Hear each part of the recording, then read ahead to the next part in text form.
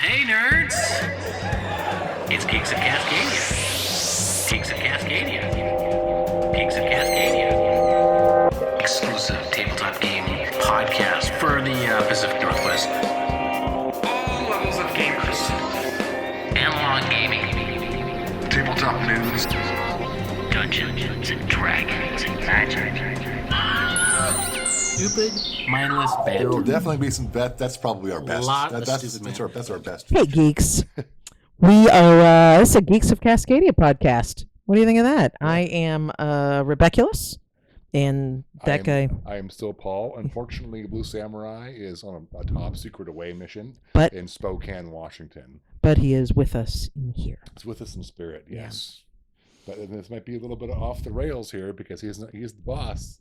And we're going to fly by the seat of our pants. It's going to be great. Yeah, we are. There's going to be cussing. There's going to be porn. There is going to be all kinds of debauchery on this podcast. It's going to be great.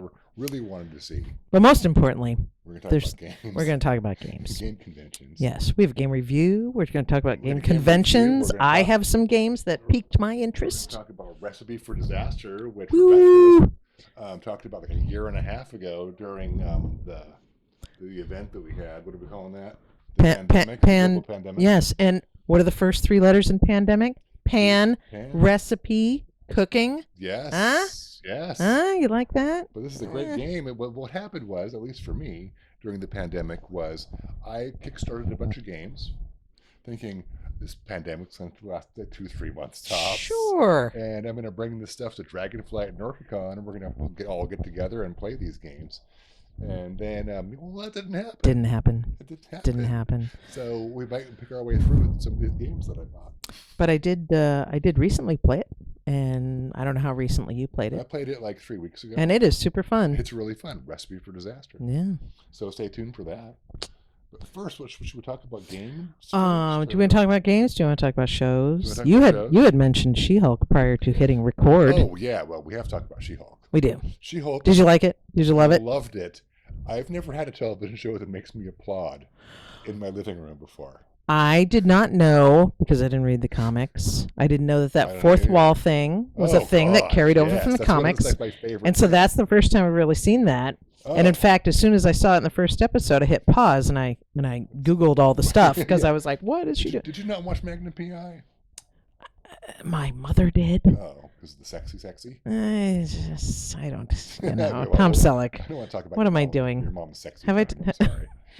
That was, she closed the doors and we were not allowed. There's the promised porn. That's it. Check. No, I liked it, and I love that actress because I watched her in Orphan Black. Orphan Black. And she's amazing. And what's her Tatiana? Can't remember her name. I'm awful. But I loved her. Just because you don't remember their name doesn't mean you don't love them.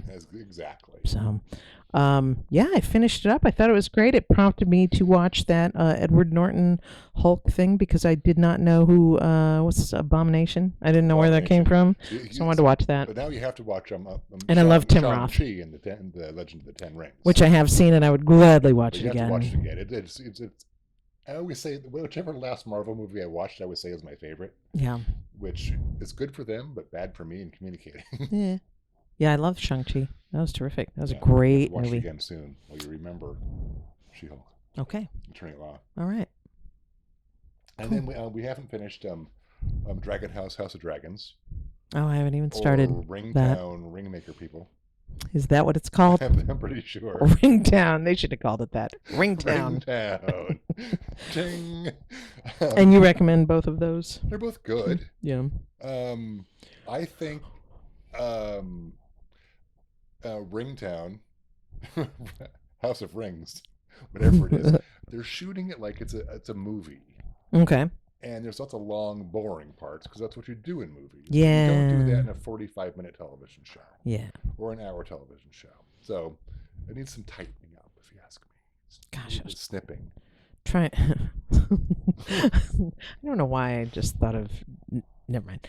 Moils? Snipping. Well, kind of moils, yes. Let's see. What are we watching right now? Well, we watched this show called The Outlaws, which I really liked. It's got some Christopher Walken in there. It's not Western.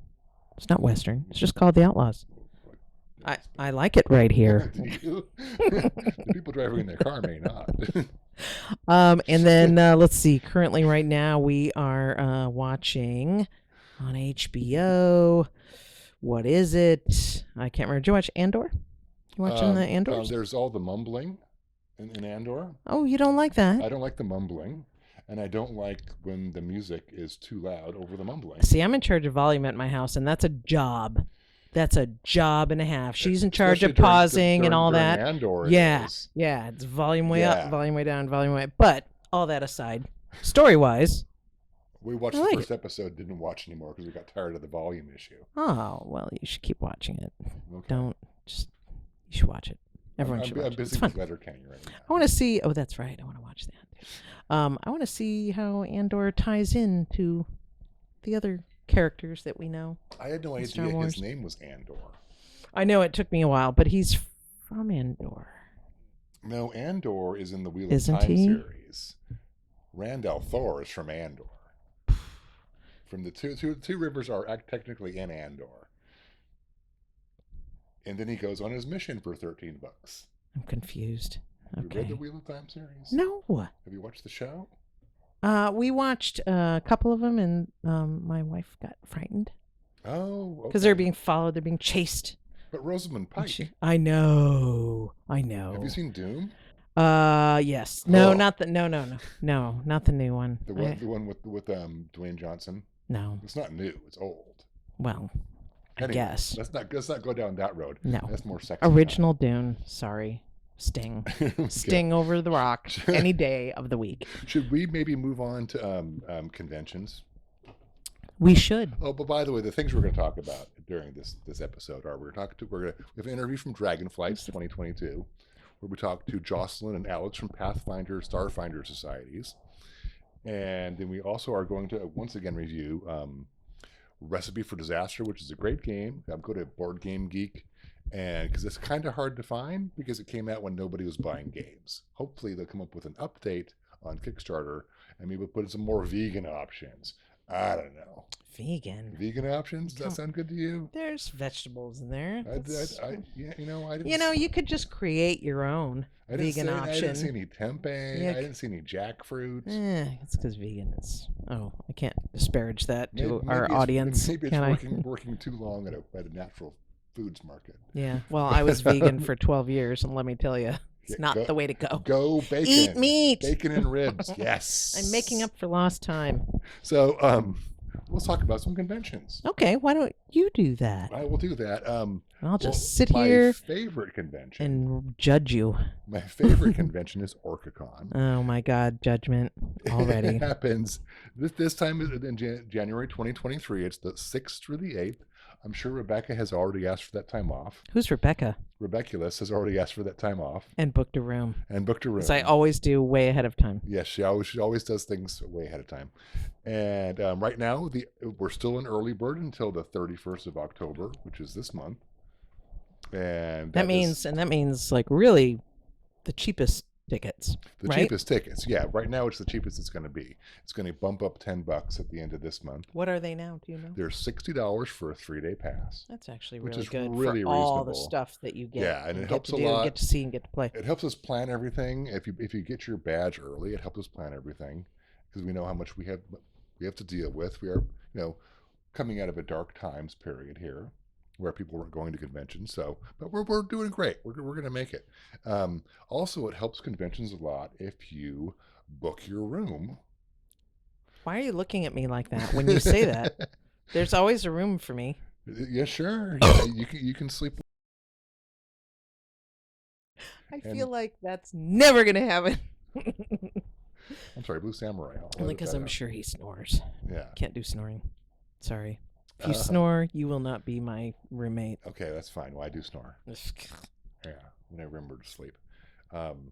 So that is super going to be fun. I think I might apply. I hope to run Recipe for Disaster as a game, and then maybe also apply to run Cover Your Assets. Ooh, yeah. Which we just talked about at the end of the show. Yeah. That's a good game. That is a great game. Other than that, it's hard to find out what conventions are happening because everyone's recovering. Right now, we've got Geek Girl Con happening November 5th in Seattle at the Convention Center. That's one day for $30. And then they like to support, What's the deal with that? Is it like mostly or all women designers, game designers? It is, yeah. Everything women? That's really cool. To people who weren't previously always included in such things. Sure. Very much like OrcaCon. And then there's also the Washington State Toy Show in Puyallup, Puyallup, for people who are from Minnesota. Puyallup. The people from Minnesota say Puyallup. Oh, we don't. We don't say it correctly. But I haven't ever said Puyallup, but I'm going to from now on. I mean, it's a giant 60,000 square foot toy show at the cool. Puyallup Fairgrounds. They have like current toys, or they're like cool Both. antique. Both. Like the metal toys where the paint gave children like cancer and all those things. Yes. I love those toys. Nothing's more fun than children with cancer. God, good old toxic materials. They just don't include that in kids' toys these days. The taste is different if there's no lead. I know. If you're going to have your little infant Or put this toy in asbestos. their mouth, you want it to have some kind of cool toxic or carcinogenic taste to it. Yes. In high school, I had a classmate in science. We had this tray full of different rock sort of materials. He took the asbestos and stuck it in his mouth.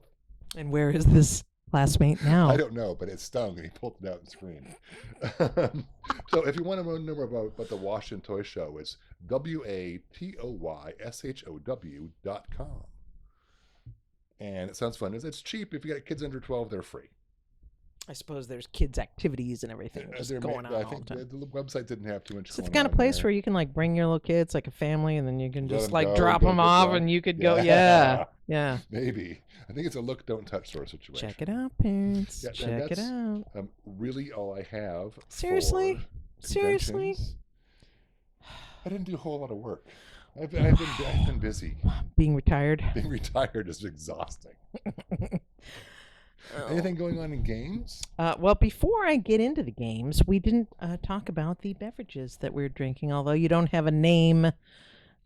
Brand name beer you can hold up like mine. Well, it has a name because everything has a name. Mine comes from the land of Kirk, and it is a vodka tonic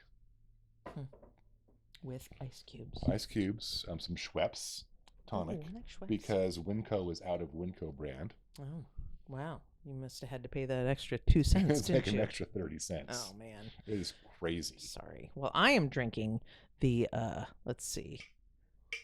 Max and Jack's? MacArthur and Jackson's beverages, amber beverage, short, Mac and Jack's for short.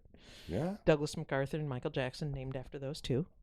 And it's made from lions, as you can see. Lions. Not completely, but mainly mostly lions. Yeah. Mainly. Yes.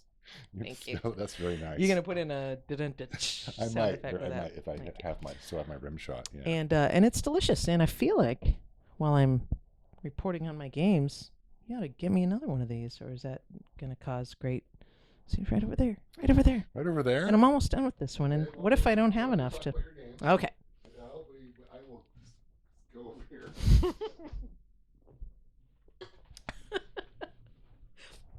He's crawling under the camera right now. That's a friend.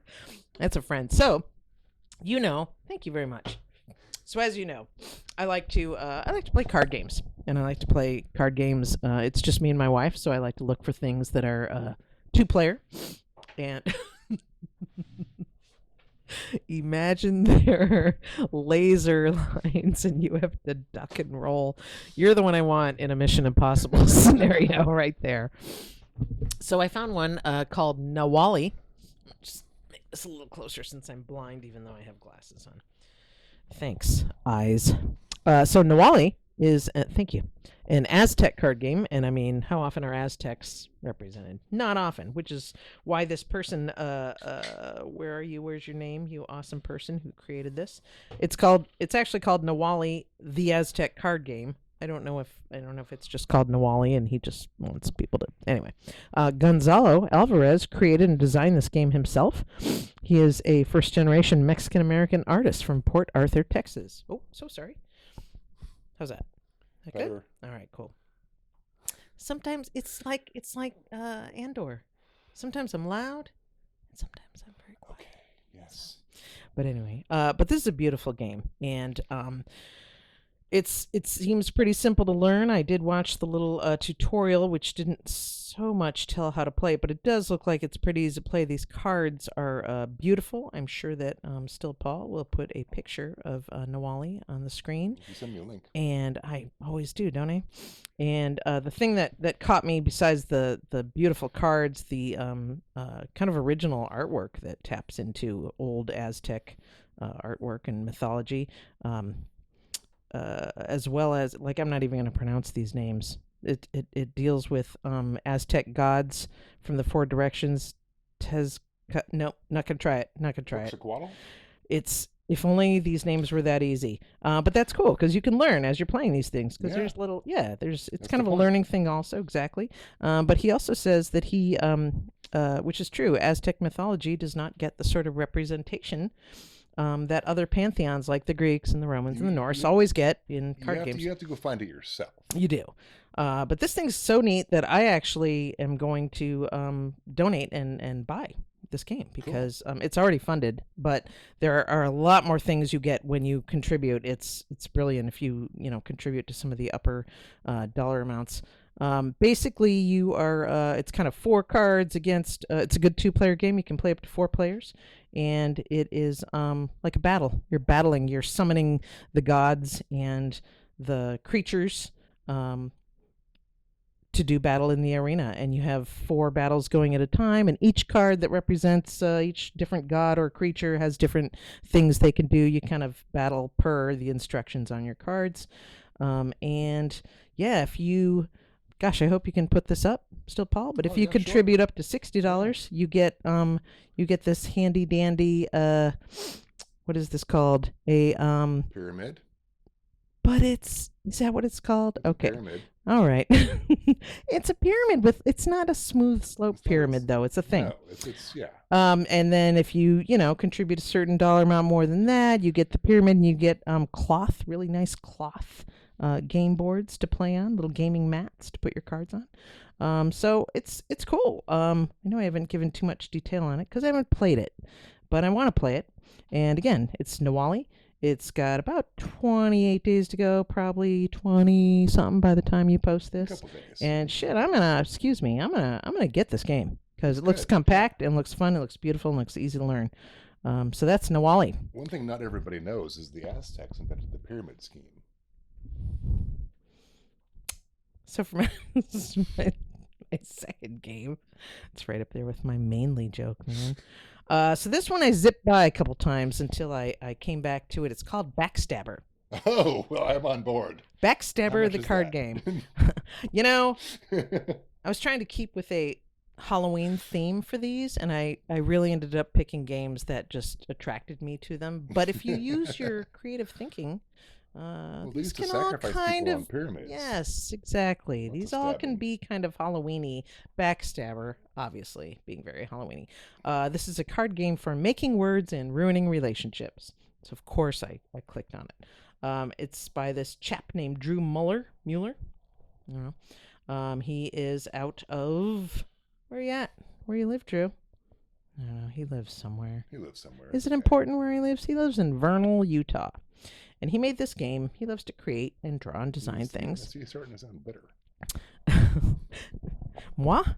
No. He is. No. If let's see. So basically, this is a combo of Scrabble and cards, and yeah, it's kind of neat. Let's see. Give me the thing. The creation of Backstabber came from one simple thought. He writes, "What if you could play Scrabble but with cards?" And as time went on, it came to include also, "What if you could really screw over everyone that you play with?" So that's kind of neat.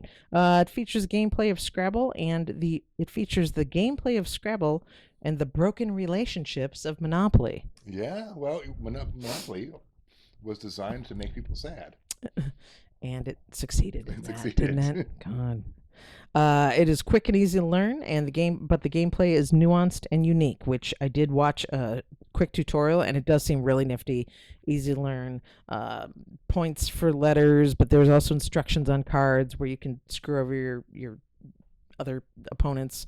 And one of the reasons I liked it is you can play it with 2 or more, and it's just cards. It's portable. Take it to the bar. Take it to wherever. Yeah, I'm Yeah. all about portable Those are my games favorites. for 2 players. Me too. Backstabber. Luckily, we game the same way. Yes, we do. And I, in fact, actually might just there's each card has a letter on it. Some of the more special cards have 2 letters on it. Some of the cards have 2 sneaky letters. little instructions. I know. And of course, you get more or less points depending on how the play proceeds. It's just neat. I might. Cool. All these things I'm reviewing, I think I'm actually going to contribute and buy because it's just Do it. they look neat. Anyway, Backstabber.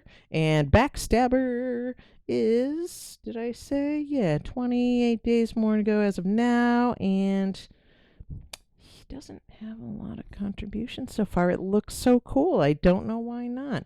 It's like a They're 15-minute waiting on game. you and for our podcast to come Yeah, out. they are. Okay, and then this last one that I saw that just really struck me as nifty is called Lucky for None. And it is out of the UK, Warrington, UK, and it surpassed its funding goal in 5 minutes. Wow. That's how good it is. But of course, you contribute more, you get more things. It's called Lucky for None. It is a comedy horror game. Okay. Horror, not a Horror. comedy horror. Horror. I don't know who that would be, but it's horror, comedy/horror for solo or group. Oh. Yeah, I So you know. can be alone and afraid. Yes, you could be. Sounds wonderful. You could be alone and naked Just like every and other night. afraid. The ending and why. Oh, stop it. Okay, so this is, and I read this without my glasses, and I thought it said something else, but the actual game company is Beyond Cataclysm Games. Okay. I thought it said circumcision when I read it. When I didn't get That's a that. good I name for a didn't game get why company. anyone would name their game Beyond company. circumcision. Hmm. Back to the Moyle thing. It all comes It's a full loop. circle, doesn't it? So this game is neat for many reasons. It is it uses an unusual 13-sided dice Okay. known as a I D13. have one of those. Do you? Yeah. Wow. Does it roll spookily? I haven't got to use it yet. Because these folks are saying it rolls a little oddly because it's They're D13, weird- which they're weirdly lends to the shaped. spookiness. I Yeah. bought it for Dungeon Crawl Classics. Oh, I'm really curious. I've never heard of a D13. So it is. Hold on. Wow. Let's cut down the vocal track. You know, maybe what was that? That was a kind of throat singing that I was doing just there. Lucky for None is a game about dark, strange, and awful things happening in the village of Grimhaven, and whatever you do, everything will get worse. That's their tagline. Awesome. Most of the residents are going to die. Okay. Those that don't wish they had. Will wish they had. May wish they had. You play a local resident or residents as the village experiences 13 weird and woeful events. Your actions may shield the populace from harm, or they may contribute to the devastation. I like it. Yes. So when you get this, there's a 16-page professionally laid out A5 booklet. You can get a physical version in which you get the D13 also. There is a digital version, PDF, which you can get a virtual D13. You won't get the actual D13 if you do virtual. So I would just want the D13, so I would just get that. Pretty cool graphics, pretty easy to learn, playing on your own or with your friends. You can a group of player and a games master, collaborative play without a games master, or solo play and journaling. Why a 13-sided dice? 4 reasons they say here. 13 is a traditionally scary number. True. Ah, You just saw 13 in the window. They have an odd number of sides, as we discussed, so it's an irregular roll, and they're claiming this roll is spooky. I'm going to roll your D13 after we're done here. I would have to find it. Okay. 12-sided dice is common dice in RPG. Our game can basically use a D12, but with the relatively frequently occurring surprise 13, bad things happen within the game. And their 4th reason for using a D13 dice is it sounded like a fun idea.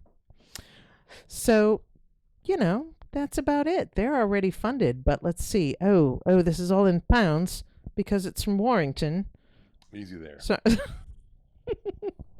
I can't help I'm it. going to back that down to 25%. So you get a bonus D13 table when you fork over 800 pounds, blokes. Here we go. If you're running the game, if you 900, you get a character sheet with each copy. When you pledge 1,000, 1,100, you upgrade to cover with a recycled silk finish box, 350 GSM recycled silk. That's the best kind of recycled silk. That's the only silk that I wear. Yeah. And then, that's it. Cool. Oh, stickers. Then you get stickers. Stickers are fun. I want a Beyond Cataclysm sticker. Cataclysm.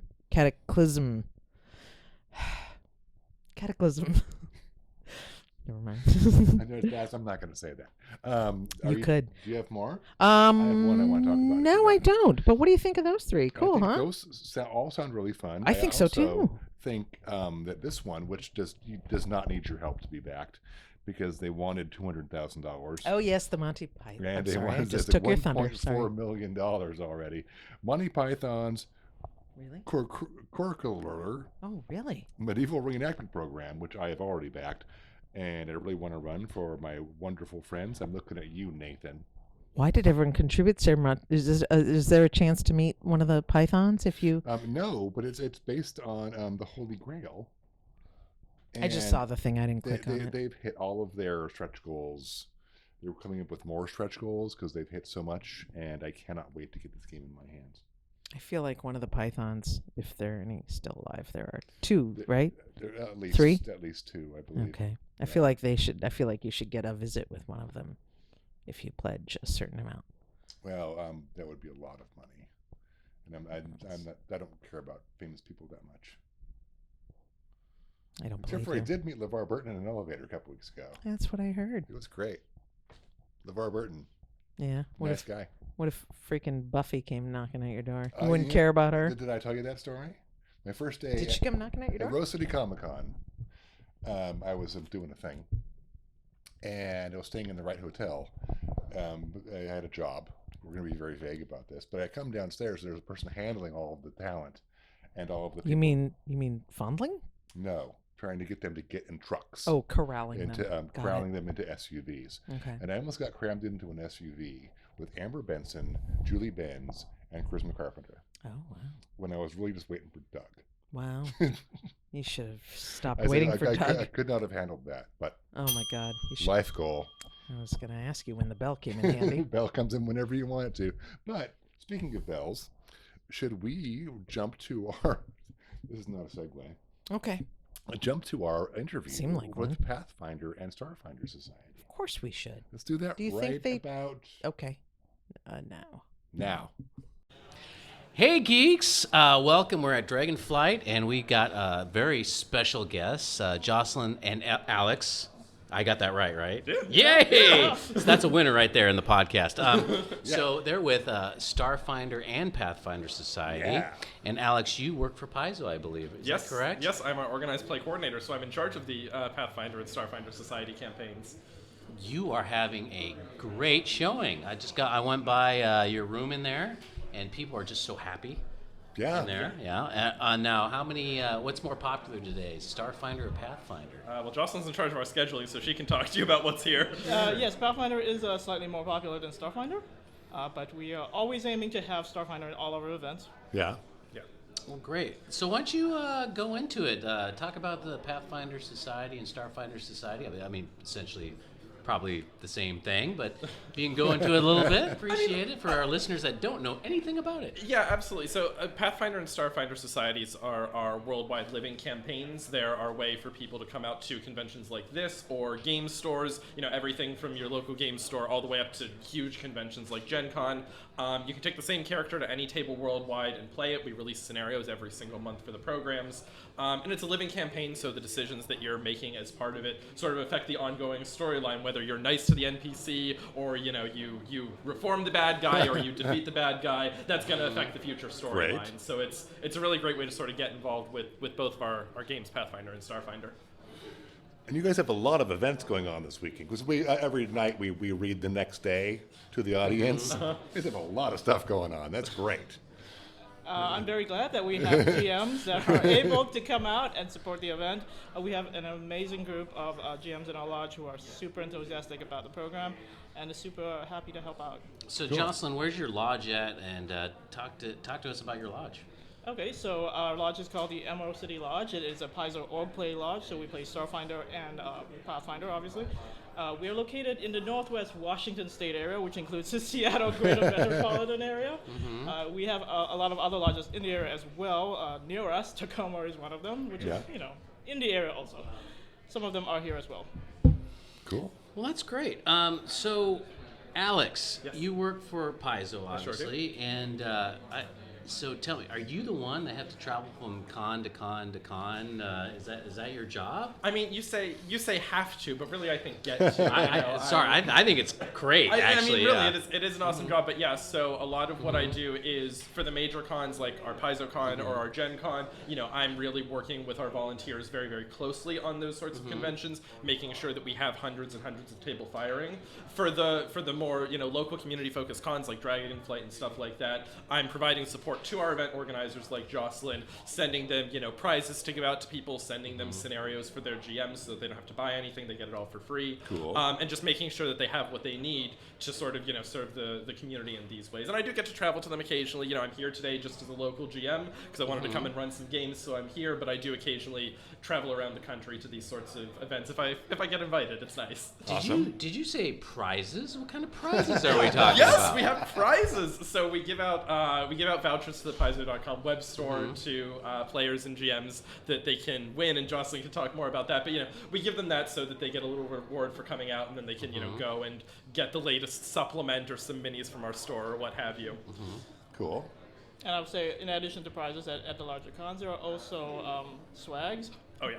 Okay. Like the books, new books coming out, maps, supplements, adventures, whatever, that you can win from the fine folks at Paizo. Yes, absolutely. We like to support the community. We like to make sure that people are having fun when they come out and they get some nice stuff for it. Cool. That's really cool. I don't want to I'm not going to compare, Adventures Leagues, but what We I talk want to the know. 600-pound dragon in the room is there. Yes. So, do you guys stare each other down when you're in a room together? No, I'm just I mean, joking. it's sort of like the Sharks and the Jets. There's snapping involved. There's musical numbers, from what I understand. Is that not how it works, Jocelyn? I will say we're all very civilized people. Well, that's why the snapping and the musical numbers. Good. Well, the only reason I bring it up is I know that for them they do I guess it's called seasons, which is tied to their campaign releases. Yep. Do you do the same thing? Because I know I've been reading through your adventures that you've been putting out there. Is it tied to some of the releases, the campaign releases that you're doing? Is that the idea? Yeah, so every year our editorial team, the developers who run the campaign, sort of come up with the ongoing year theme and the meta plot story. So right now Starfinder Society is in their Year of Redemption's Rise, and Pathfinder Society is in their Year of Boundless Wonder, where they're examining some cool artifacts we've just found. So we do have kind of an ongoing meta plot. We do try to integrate with the different releases and stuff that come out and say, we just released a really cool lore book about this particular region, so we might take a couple adventures down there and sort of make it worth your while to go down there. So we do very much integrate with the rest of what the company's releasing. Absolutely. That's pretty cool. So and how do you tie? You said you can take an Adventure League character and you can go to a different convention. Well, you can take Pathfinder Society. Sorry, Pathfinder. Sorry. Oh my God. Delete that. We can delete that. Listen, if you want to bring an Adventures League character, we will help all right. you. All right. So anyway, we will definitely we can fix that Retake post. that? Yeah. Yeah. I'll get right on. Yeah, we probably should. Actually. So you can take your Pathfinder Society character and go to a different convention and play the same character, right? Yeah. Is there a database, or is it just you just put a number down somewhere, register? How does that work for somebody? Well, there is a database. You do register your characters, and what they play does show up on the Paizo.com website. But players that is, also keep a detailed record of what they've done. There are these things called chronicles, or in the D&D terms you would call them certs, which have the full history of what happened to that character. Yeah. Cool. And basically, when you sign up for Pathfinder Society, you get an organized play ID number. So you take that ID number anywhere, and then we know that it's you because there's only one of that number. So the Pathfinder Society, when you're playing a Pathfinder Society game, is there certain restrictions that's applied to it that's not normally applied to a regular game that you do at home? Yeah, so we do a process called sanctioning on all of our rule books. So we go through there, and really what we're looking for when we're looking to make sure that we can let you use a particular rule is like we're making sure that it's not evil, so it doesn't involve like drinking people's blood or something, because we try to keep like a PG-13, fairly friendly environment at our tables. There's also sometimes we publish options that require a lot of GM discretion, like talk with your GM about the entity possessing you today. And that's the kind of thing we want to make sure there's a uniform table experience worldwide. So, we say, hey, maybe, don't use those rules so much, but otherwise anything in most of the books you can get access to pretty easily and use to build your character. We try to put as much out there as possible so that people can build whatever wild characters they want. Cool. That's awesome. I like the crazy stuff. Yeah. So Jocelyn, you've got your lodge, your Pathfinder Society lodge, and Starfinder, obviously. Mm-hmm. So how often do you all play? Like, if I'm a new person, I wanna get in touch with you. Do you welcome new people? Yeah, how absolutely. often do you meet? Yeah, so our lodge covers a number of game stores in the area, and each of these has regular game days. It could be weekly or bi-weekly or whatever. So we will have games for you if you come to our website or our Warhorn, and you can sign up. If you are a new player, our GMs will help you through creating a new character, etc. So everyone is totally welcome. Cool. Well, that's cool. And Alex, gosh, I gotta tell you, I'm jealous that you get to do this as part of your job, play an RPG, and then travel to different places, to different conventions. It is nice to get paid to play RPGs occasionally. I can't complain. How the hell did you get such a cool job? I stumbled into it backwards, to be honest. I was a volunteer, just like Jocelyn beforehand, but I saw the job listing. They were looking for a new sort of associate to do kind of data entry and the day-to-day kind of drudgery work of it. And I said, I would be good at that. I like these games. I'm good at data entry, and I'm going to really beat myself up if I don't apply for that. So I applied for that, assuming that I would never get interviewed. Never. It would be whatever. I'd barely, scratch the surface of the campaign. Then I got a call that says, "Hey, do you want to set up an interview?" And then a few weeks later, it was, "Hey, do you want to move out to Seattle and do this?" And I said, Wow. I should talk to my husband about that before I do that, I suppose. But yeah, it's been an incredible experience the past few years. I was hired 8 days before lockdown started. So that was an experience, sort of jumping into this new job and then figuring out how to transition all of our volunteers, all of our games, all of our players to online play for an unknown amount of time, which they all, credit to our volunteers, they really embraced it. They jumped right in. They figured out how to use virtual tabletops and stuff, and they kept our community going the past couple of years. But yeah, and then so it's been a whirlwind, and now here we are, sort of returning our way slowly back into physical events. So it's been a roller coaster couple of years for sure. Yeah, it has. So I know that Pathfinder 2 now is pretty much in place, and you've got to have obviously you have a love for Pathfinder. You wouldn't be doing this otherwise. So tell us, how is it going with the whole Pathfinder 2? Have people fully embraced it? Oh yeah.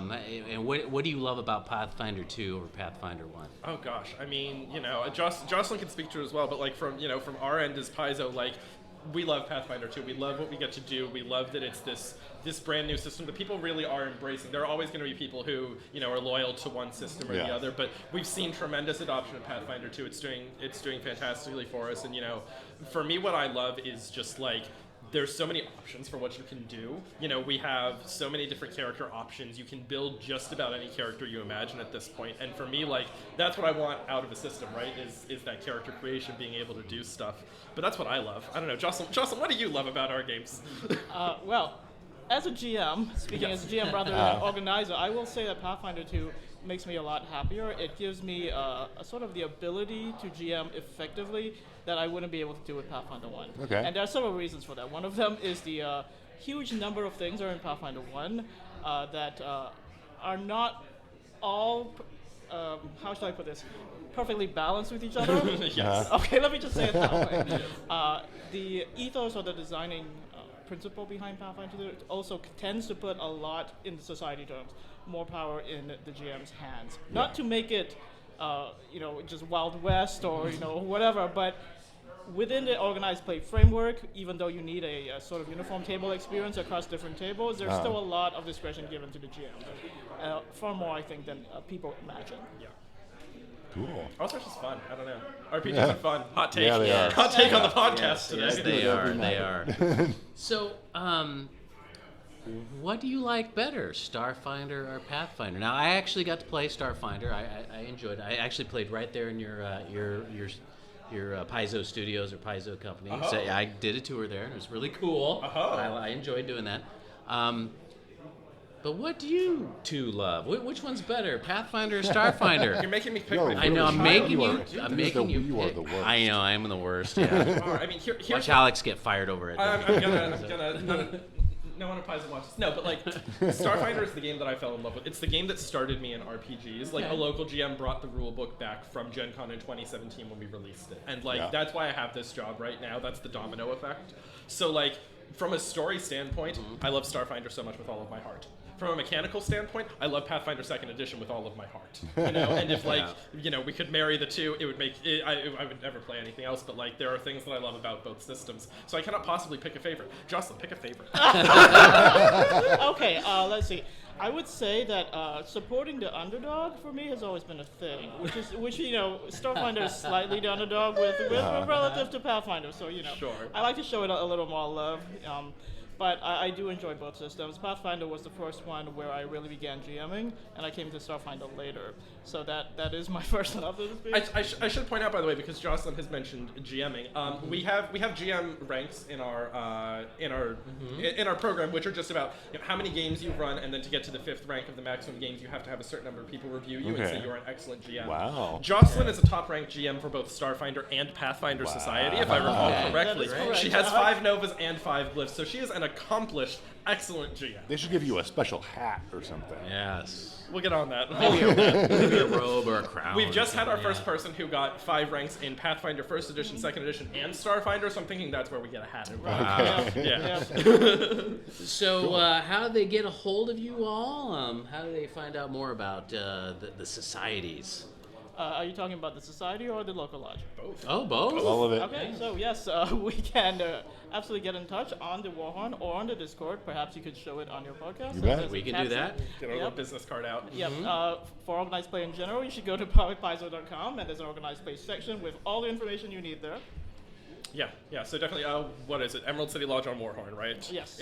So if you go on warhorn.net/Emerald City Lodge, I assume. Yep. But search for them there, find them there. If you're not in the Seattle area or you're looking for wider organized play, definitely paizo.com/organized play. It's got a list of the regional venture coordinators. So find the one that covers your area, hit them up, say, hey, I'm looking for play. If you want to email me, track down my email on the site, organizedplay@paizo.com. Email me, say, hey, I'd love to get involved, and I'll point you in the right direction. Cool. That is awesome. And for the listeners out there and viewers out there, if you want to get a more in-depth, crunchy interview with Owen K. Stevens that developed Starfinder, go ahead and search that. We interviewed him just as Starfinder came out when I was at Gen Con at the, I think, 50th anniversary. I Oh my think it was Gen Con goodness. 50, yeah. It was crazy. And Starfinder just sold out. It was amazing. But anyway, that's a very interesting interview. We even get into the rule fights between developers, like what was going to stay or go. So with that, anyway, thank you so much, Jocelyn Alex, for interviewing on our show. We really appreciate it. Come on down to Dragonflight and go contact them if you're interested in Starfinder or Pathfinder. Thank you very much. Thanks, Thank you so guys. much. So I really enjoyed Dragonflight, and I really enjoyed talking to Jocelyn and Alex from Pathfinder Starfinder Society. I'm sure sometime during that interview, I'm going to put up their website where you can contact them and their local lodges, I believe there's the word. But they were great, and I would love to try Pathfinder at next Dragonflight, because they always have Pathfinder at Dragonflight. Let's just do it now on air. Let's do it. Do Pathfinder? Yeah. Shouldn't take that long. Sure, yeah. Right now, I'll just reach over here and dial up all the Pathfinder things that I don't have. But they were great, and I really hope to see them at other conventions too.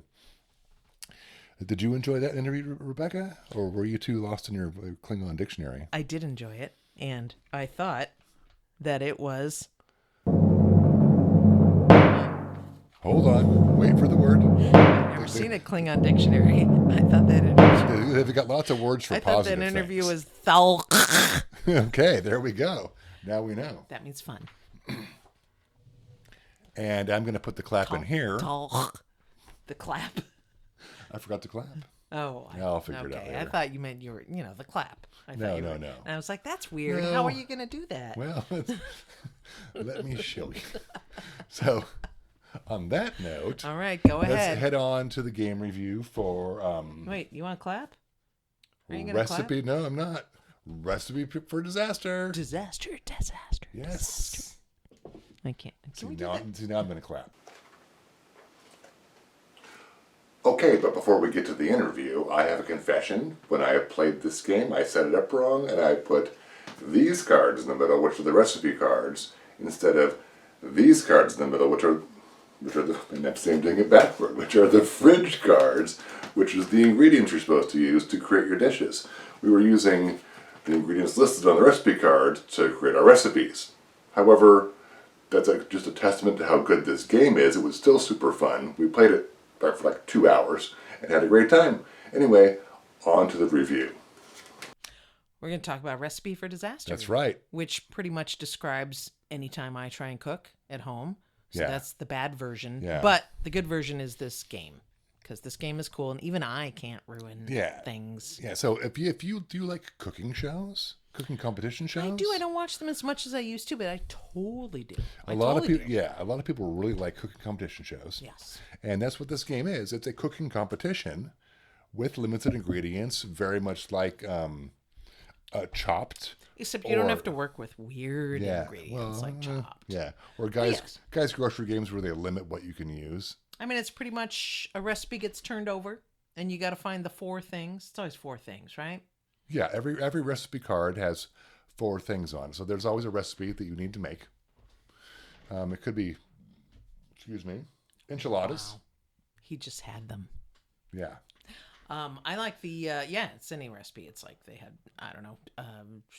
sushi and enchiladas, there's a bunch of recipe cards that are the large sized cards, which are nice. For the people viewing on YouTube, there's pictures up here, and then so it tells you what the recipe is. Say enchiladas, and then they'll put 4 different ingredients that go into enchiladas. The water deep enchilada. The water deep enchilada? No, it's a whole different thing. Like tortillas, cheese, beans, meat. Vegetables. Yeah, and then there's also a stack of cards called the fridge, which are ingredient cards and special. That everybody has. Special instruction cards where you can help yourself or screw over your opponent or whatever. And so the whole idea is you try to gather the ingredients to make this dish in turns, and then when a person feels they have the proper ingredients, they're going to win that hand. What do they do, Still Paul? What do? They ring the bell. I just drooled. The order's up, and then everybody else gets to finish the round out to try to get their ingredients to make this dish.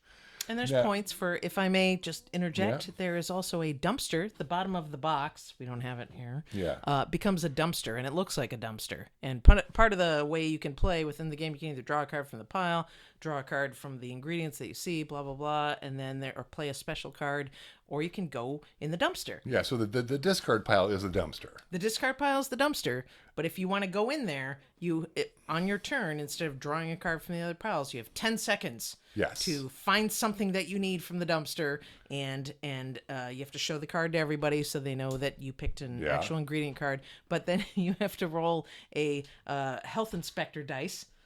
On that turn? When you pull something out of the dumpster, you have to roll a health I inspector didn't dice, catch and if you that. get 1 or 2, then health inspector thumbs down, and you get one little demerit kind token, of thing. yeah. If you get 3 of those, then you, I guess, lose your opportunity to present your meal. But I like that part. And my wife got away with dumpster diving 3 different times. So she is presenting meals to the public that she has pulled ingredients out of the dumpster for. Yeah, yes. It's like that's the fun part. It's like you have things you don't need and for your ingredients, and then you chuck them in the dumpster because it's no good to you. And as all great chefs do, they sometimes have to go to the dumpster And pull for stuff ingredients. out. Yes. Also, there's cards where you can have the health inspector visit your opponents. Surprise. And then they have to roll a d6 and see if they get dinged by the health inspector. There's also cards where you can just change the recipe you're all supposed to cards make. where you can change the recipe. So I don't know if that's a keep card. I would keep that till the end. I sensed my wife she was collecting. And so I switched that recipe on her, and so she had to go in a whole different direction. Yeah. And she still won. One of the funnest parts is the for me at least is the sales pitch at the end, because you have to pitch because you're not. If you don't have all 4 of the exact ingredients, you need to explain why you've substituted. Because everybody votes, and you can't vote for yourself. So everybody votes on which is the closest dish to the dish it was supposed to be. So I, for example, needed to make dumplings, and I didn't have any sort of dumpling material like wontons or tortillas or lasagna Small sheets cats or dogs. or anything like that. So I had to take portobello mushrooms and kind of put those around my thing and sell that as some sort of a wheat-free dumpling device. And I came in last, but I tried. Best thing is you get to pitch, like they always do on these competition shows. You have to pitch your dish. Yes. And you have to well so that people enjoy your pitch. Yes, if you F up, don't tell the judges that. Try No, well, I and, was you doing know. this intentionally. I tried to explain my substitution for noodles with rice for ramen, Yeah, because they're both carbs and starch. sure. That works for me. Rice doesn't. And then you also- rice doesn't make then- ramen. For us, we also devolved into arguments about what things are what. Like, is a Hot Pocket a dumpling? Ooh. Is Wow. Is tortellini a dumpling? Is a hot dog a sandwich? That's one of my favorite podcasts. The Hot Dog is a Sandwich. Yes, You should absolutely listen to A copied Hot that. Dog is a Sandwich. And so we had a lot of fun arguing about what is what. It's cool. It's a really cool game. It is, yeah. I had it for a long time before I actually played it recently, and I'm glad I played it. I thought it was great. So Anyone hear me? Should I lean forward? The instructions are a little bit confusing, I think. I didn't think they Okay. were. I thought they were Well, great. it's like the recipe cards in the middle. Those become assets. So you get 4 cards in your hand, and if you see a recipe, let's say pasta fajoule, 4 cards. You start with 8 cards. however many cards. Okay, sorry. I think we played with 4 cards because we had 4 people. Okay, that makes sense. Anyway, so you can trade in two of your fridge cards for a recipe card from the middle. Ingredient card. And then there's 4 ingredients on that card that now become your assets. And then you get to use those assets to create your dish. But now you've got like less cards in your hand. It sounds kind of complex, but it's actually not. Because It's everything not you need to complex. know is written on the cards, Yeah. I thought the rule book was actually pretty easy to It's understand. He's not. He's not that. I was kind of being he's a brushed little, through it, and I don't really like rule books. I'm pretty picky about rule books. Yeah, there's some games that you and I have tried to play. Oh, was that the baseball game one that Yeah. looks so sexy, Bottom and of there the were ninth? so many. Is that what it's called? Something like that. I hate No. to diss a game No. at all, but my God, it was so much. Oh my God! There's a new much. Splendor coming out. You don't know. You don't care. No. There's a 2-person Splendor coming out in December. That sounds dirty. Yes, I'm gonna play it with Blue Samurai. Is it cards? So, you guys It's cards. go back a long way. and Whatever money you want to and do. jewels. I haven't played it yet because it hasn't come out yet. They have a demo copy at around the table. Have you not played Splendor? No, Century Spice Road? no, Oh, you have to start coming to these conventions that we do. I do. Yeah. I should. Is there- Like OrcaCon. So one of the funnest things about this is the dumpster. The dumpster is the funnest. The It's even dumpster. got graffiti on it. and It's stuff. got graffiti super on it. cool. You get to dig through the dumpster. Without all the actual smelliness and physical exertion of digging through a dumpster. I used to work across the street from a restaurant called Un, Deux, Trois, That's French, I think. and they had the French? smelliest dumpster. In the summer in Seattle, this dumpster would get so hot I had to walk to my car. It was the worst experience anyone's ever experienced.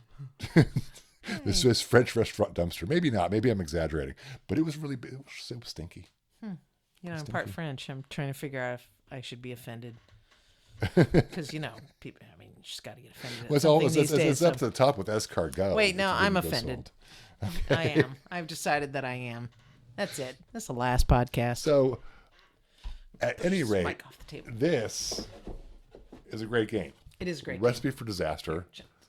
I'm going to put some pictures up for the people on the You should put some YouTubes. pictures up of real food, and show them that that's what happens with this game. You get real food. You don't get real food. That wasn't my experience at all. Oh. I actually did get real food at the end of the game. It was just coincidence. Oh. It just worked out. It was great. We ate lots of cheese and bread. That's food. But so, Recipe that for was good. Disaster. I'm going to try to find it. It's a little hard to get. I'm hoping they make another one because it's a really super fun game. Cool. Who's So, it by? I know we did this It last year. is by Sovereign Hart Games. And Sovereign is one of those weird words with all the French letters in it. Sovereign Hart Games is okay. Yes. Let's see. So check it out. It's Sovereign Hart Games. I think it's sovereignheartgames.com. I'm not super sure. I'll put something up on the screen for those that are watching. You sounded Canadian. You said check it out. Check it out. I've been watching with lots of Letterkenny. Pitter patter. I'll laugh at this after I watch it. I'll be like, oh yeah, that was funny. That's about the only quote I can do. So anyway, that was great. See, that was great. Gosh, it seems like so much better without It is. Blue Samurai. everything What's the flows so deal, much better man? without Blue Yeah, it's better Samurai. flow. We have more space, a lot more elbow I wonder room, what right? he's up to. Anything? Probably nothing important. He's always just copping out on us. He's probably going to Samurai Training Camp, the Autumn Samurai Training Camp that they have every year in Spokane. Samurai, Washington. Samurai, Spokane, Washington. Yeah, it's strange because he doesn't get to use his stuff very often, so he needs to. Yes, yes, you got to keep all that tuned. Yeah, So then that's our review. that's it. Thanks, guys. That's it. Not as deafening as your prior clap, Well, I try but to get my claps done. it's pretty good. You gotta cup the hands. You gotta cup them just slightly. You want me to do it? You're gonna clap explain me? You. This is my job. Well, that's got a good ring. Wasn't very Kind sharp. of hurt. Kind of hurt. We can kind of compare those. Yeah, I think I hurt. What are these bones called? Well, this is the hamate bone. No, this one. This is the one that hurt. I don't know. Like I went to college or something. No, I went to college. I didn't learn about hand bones. You need to go to hand bone college. college. Okay, so since this is part of the podcast, we yeah. do want to plug Cover Your Assets. We do. It's like a special extra review we're doing here. This is the game we've been playing at Do you know what I'm doing? Dragonflight. You're covering your ass. That's My asset. My beer is my asset. this is the game we've been playing at OrcaCon and Dragonflight, You and don't laugh whenever at we get my a chance. shit enough. It's really just it's like a bunch of cards with different kinds of assets like cars, money, under the bed, Stamp collection. Yes, property. gold. And then there's the wild gold and silver cards. Yeah. Yeah. It's So, so easy, and again with the portable and it's the cards. super and- fun. Oh It's my super gosh. fast to learn. Super fun to play. You can play with what was a good range? Like we played with 4. That's obviously a good number, and then we played with like 8 people. We got up to think. like 7, Okay. and we made a friend in the middle, Eugene Tran, Hey Eugene. Hey Eugene, who I have to hook up with to interview because he's got that gerrymander game. That's right. But I've been really bad about getting things done. Why? You're retired. Well, I did go work for a week at a convention, Oh sure, that explains it. That's why. but with the podcast boss has been very busy. I feel like with games like Cover Your Assets and to some extent, I don't know, maybe that stabby game, the Dungeon Force? backstabber that I just talked about. Okay. I feel like since they're not that pricey, like you kind of, if you're just on the lookout for new games and you're one who wants to go out and take your game with you, I feel like you, with or without a review, you almost can't go wrong just buying those things. Yeah. Just go and buy it, because if it sucks, pass it on or whatever. But it's like, it's a portable, compact game, and if anyone talks about it, like, it's probably fun. If so, and I just, I don't know. And Cover Your Assets, we've played it several times now. Oh, yeah. I just can't get enough of it. I think it's brilliant. It's a brilliant game. It's so easy to learn. Yeah, I didn't lose that game until I played against Blue Samurai's son, who was the smartest person in the room. Yeah, well, Yeah, I wonder where that gene came from. I don't. Got to see Skip from a generation, Blue they Samurai's say. wife. Skips generation. Anyway, so that's our podcast. I Wait, think go to have we bashed Blue Samurai enough? no, but Okay. go to orcacon.org. Sign up to run a game. Sign up to be a volunteer. Get your badge. What if you're super shy like me, but I would like to run a game because I've never run a game, but I want to know the game that I run? Can you only run games you know? It's better to run a game that you know. Like if you want to run Cover Your Assets, Yeah, you can sign up for that. Super fun little game. I'm shy. Okay. Yeah. No? I don't know. All right. I'm thinking about doing it too, but also I'm busy during But you're not OrcaCon. shy. Not too much. Anyway, so thank you guys for visiting with us. Okay, wait. Talk to the many viewers a little bit Is longer. there a phrase that says your nose is shiny? There might be, There is. but that's not what I want to say to people. I want to say that this was a. How do you say that capital Q again? Okay. That this I think is a very podcast, Yeah. and may your Sasni Mal be cur. Which of course means embrace the nerd, and I hope you make that saving throw. That's exactly what it means. Oh.